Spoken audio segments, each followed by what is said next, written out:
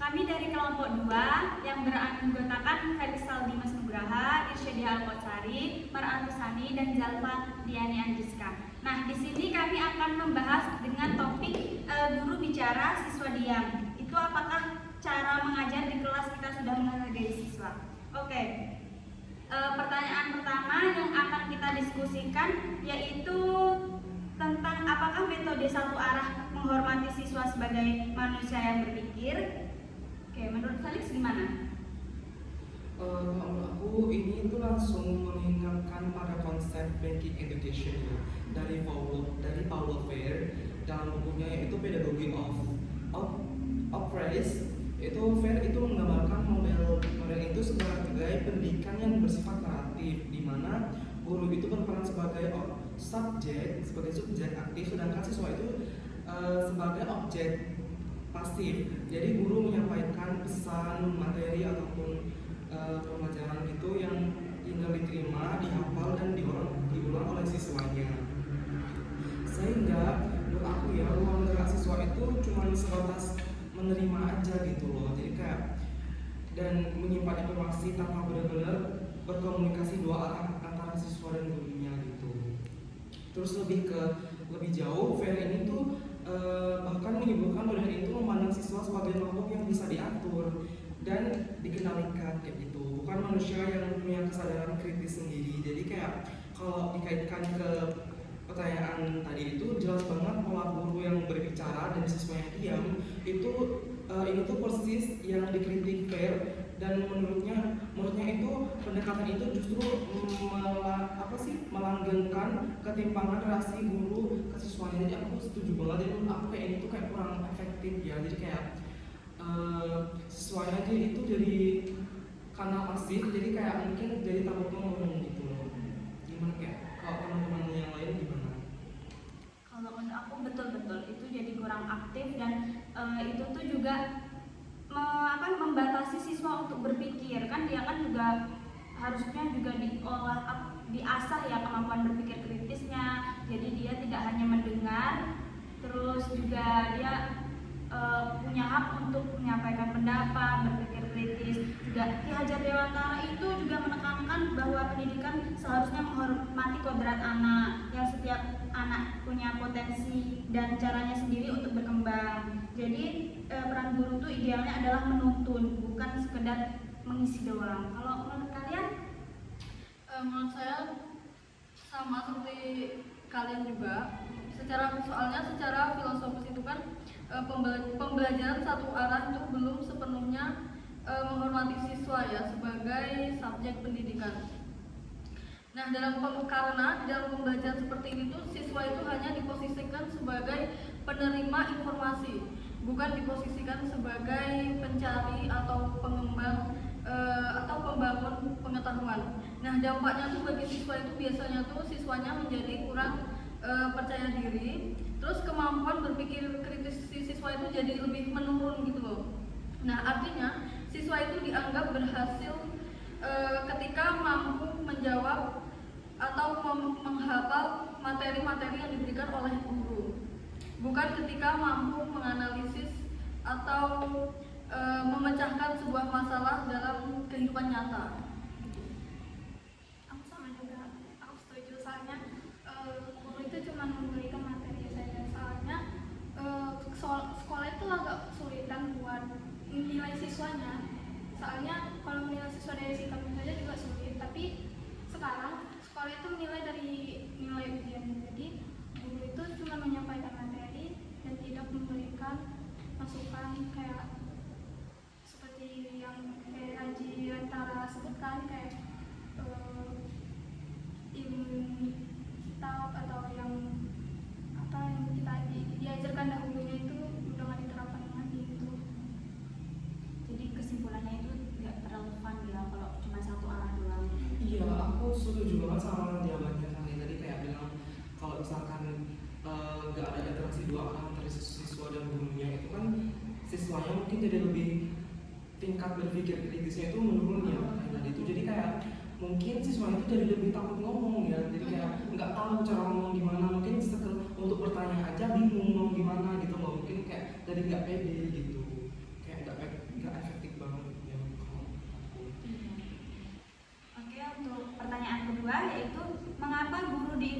Indonesia sulit untuk mengubah cara mengajarnya?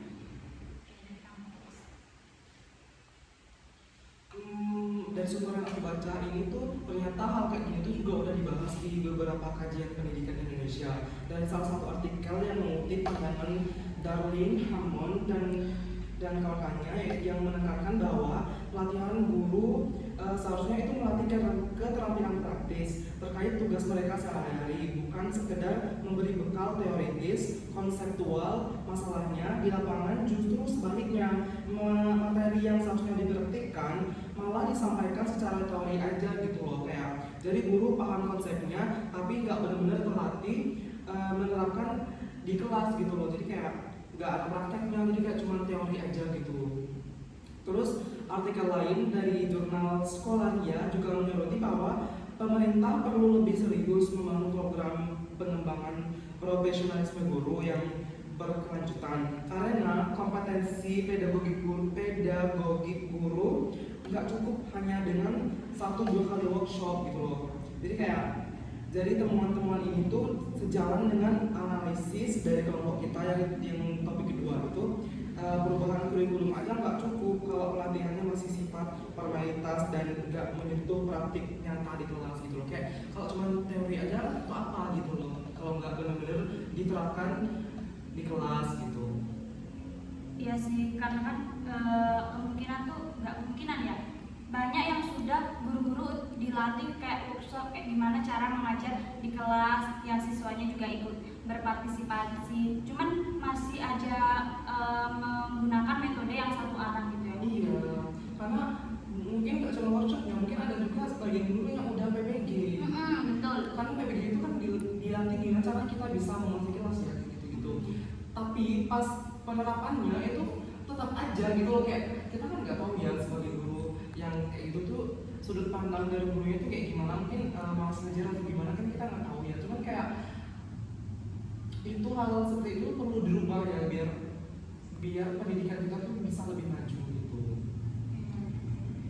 Cuman kalau menurut aku kenapa masih guru-guru yang lama atau yang sekarang itu masih menggunakan metode tersebut itu mungkin karena kan guru yang lama itu mengajarnya satu arah juga, jadi itu kayak turun-temurun gitu loh. Jadi dia juga mengajarnya cuma satu arah tanpa berdiskusi, mengajak siswa berinteraksi juga. Terus tekanan waktu juga bisa, mungkin dia cuma ngejar kurikulumnya. Yang penting kurikulum ini selesai, pembelajaran material ini targetnya selesai gitu. Jadi itu dia nggak berfokus pada interaksinya. Kalau setelah mendengar dari pendapat kalian itu berarti banyak ya faktornya yang menyebabkan guru itu menggunakan metode ceramah atau tidak memberikan ruang untuk siswanya berpikir kritis gitu ya. Nah, tapi ada 2 faktor yang aku sangat mention. Yang pertama itu budaya pendidikan yang sudah mengangkat. Jadi dari sejak zaman dulu itu kan metode pembelajaran itu kan ceramah ya kan.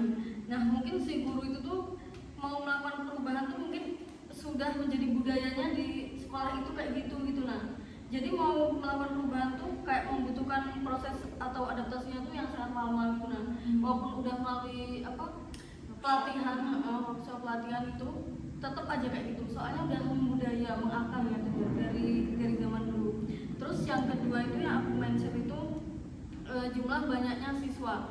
Mungkin di dalam satu kelas itu 30-an siswa atau 35, 40 itu kan banyak banget ya. Jadi mungkin si guru itu mau menerapkan metode diskusi atau memberikan ruang pada siswanya, tapi kan kalau banyak siswanya itu kewalahan terus membutuhkan waktu yang banyak. Nah, jadi mungkin itu ya faktor-faktor yang menyebabkan guru itu sulit untuk merubah cara itunya ya mengajarnya. Nah, kalau aku dulu sebelumnya pernah ikut kurikulum merdeka. Tempat aku ya nggak kecil sih, cuman di kelas itu kebanyakan kami project. Nah, di project itu projectnya itu menyesuaikan dengan daerah kami. Nah, jadi yang dibahas itu project itu ya berkelompok lah ya. Nah, jadi gurunya ini beri kami waktu, jadi kami bebas berekspresi apa gitu di dalam project itu. Nah, jadi menurutku mungkin tidak semua sekolah yang menerapkan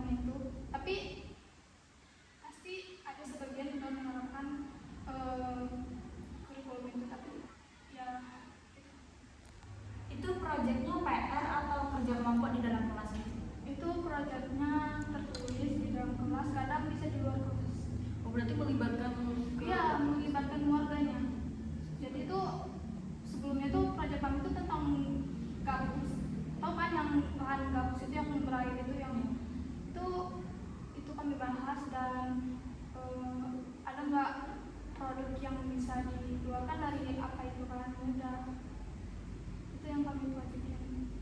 Jadi dia melibatkan tapi dia secara project gitu ya. Iya, jadi guru itu beri kami kebebasan buat bisa berpikir sama itu. Dia tidak hanya menyampaikan materi aja. Malah bagusnya gitu loh. Iya, Kan jadi kita jadi lebih paham materinya juga kan, jadi lebih ke have fun-nya ada juga, jadi pembelajaran itu jadi lebih enjoy. Kayak kalian tadi kan itu kalian turun temurun gitu, kayak yang seharusnya udah sadar itu turun temurun, harusnya si guru ini tahu dong ini efektif apa enggak gitu, seharusnya itu bisa dirubah gitu loh. Kenapa kayak tetap aja ada guru yang melakukan model pembelajaran yang seperti itu gitu. Mungkin sudah ada yang berubah, cuman kan dari 10, anggap aja 10 dari 10 guru cuman 1 atau 2 gitu kan juga nggak Percuma. iya ya, jadinya berat juga. Ya, soalnya itu terlalu monoton nggak sih kayak Iya. buat siswanya. Oke, ke pertanyaan selanjutnya yaitu seperti apa kelas yang menghargai siswa secara filosofis dan praktis? Gimana? Ada teori itu namanya itu konstruktivisme dari Piaget dan Vygotsky. Itu intinya simpel. Jadi siswa itu bukan benda kosong yang tinggal diisi sama gurunya, dan juga tapi merasa aktif membangun pengertiannya sendiri lewat pengalaman dan interaksi seperti itu.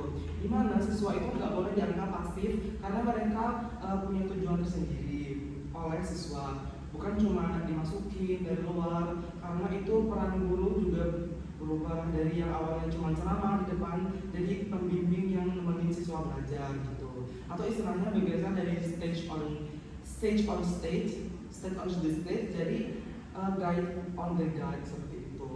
Jadi secara praktis itu kelas yang menghargai siswa itu kelas di mana siswa itu boleh aktif gitu loh, kayak guru lebih banyak mancing diskusi, jadi siswa itu boleh aktif nanya dan beda pendapat gitu loh. Jadi gurunya lebih banyak mancing diskusi daripada cuman nerangin, jadi siswa itu diajak nemuin jawaban sendiri gitu loh, kayak itu. Jadi kayak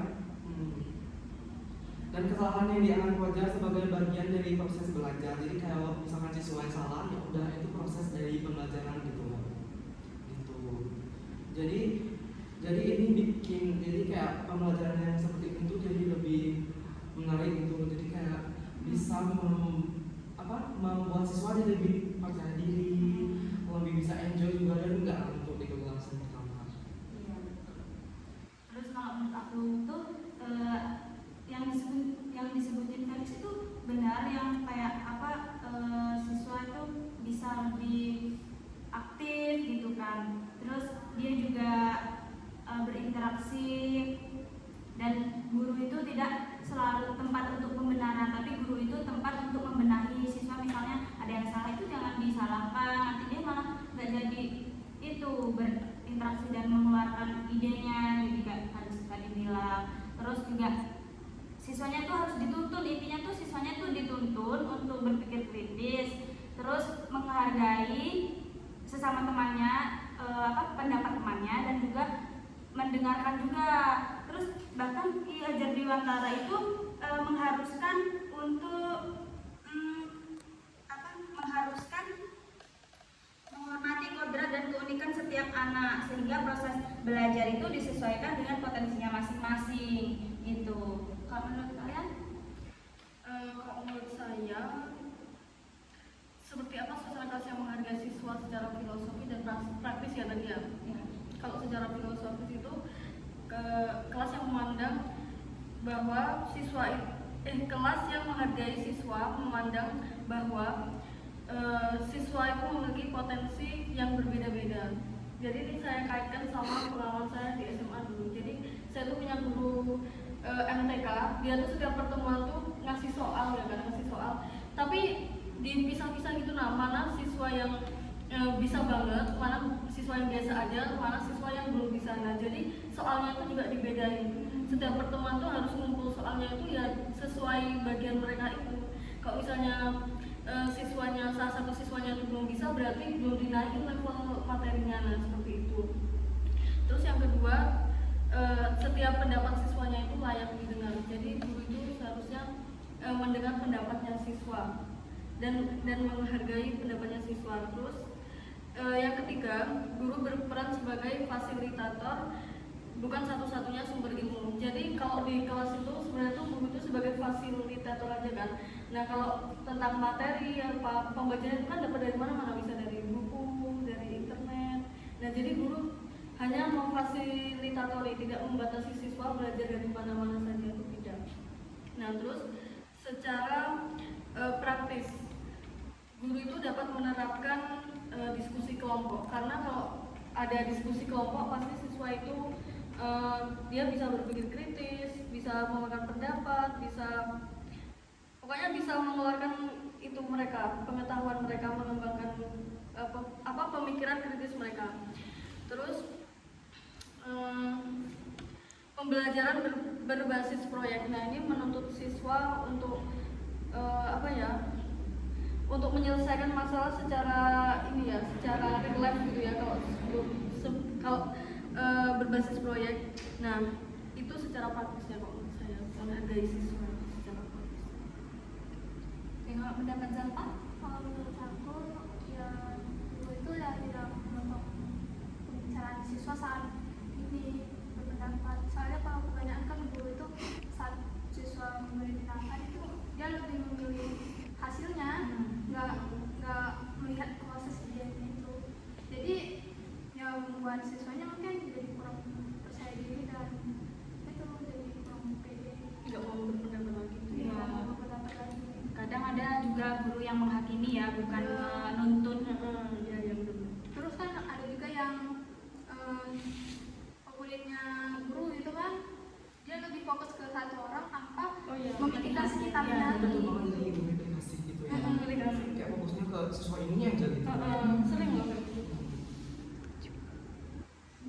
Jadi kita yang bukan prioritas guru itu jadi ngerasa gimana ya, ngerasa ada batas gitu nggak sih? Iya, Jadi kayak kita nggak bisa berekspresi seperti sesuai yang sesuai sama guru ini gitu.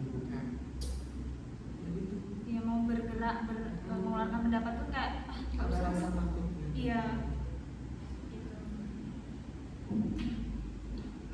Mungkin ini nanti ini gimana nih closing? Mungkin Itu saja. Itu Bisa saja ya. simpulkan nggak sih? Ada simpulannya? Nggak usah. Nggak ada. Adanya Nanti bapaknya nanya. Oh. Ada usah. Mungkin itu saja yang dapat kami simpulkan dari topik 2. Sekian, terima kasih. Wassalamualaikum warahmatullahi wabarakatuh. Tadi pertama ada salam loh. Salamnya pekat deh lah. Sudah? Gak apa-apa, silakan aja. Berapa menit? 19